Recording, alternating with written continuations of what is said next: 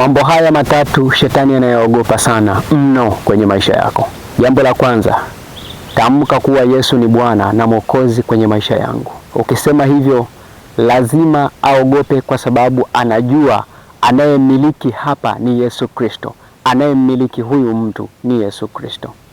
Jambo la pili, nimefunikwa mimi na nyumba yangu kwa damu ya Yesu Kristo. Kama jinsi ambavyo mwana kondoo alivyochinjwa pale msalabani na kumwaga damu yake kwa ajili ya wengi, basi na mimi pia nimekuwa makdi, nimewekewa alama na yule Yesu Kristo, nimewekewa muhuri na yule Yesu Kristo, mimi na nyumba yangu. Jambo la mwisho ambalo ni kubwa zaidi kwenye maisha yako na maisha ya shetani hataweza kukufuatilia hata siku moja ni hili: aliye ndani yangu ni mkubwa kuliko yule aliye wa huu ulimwengu.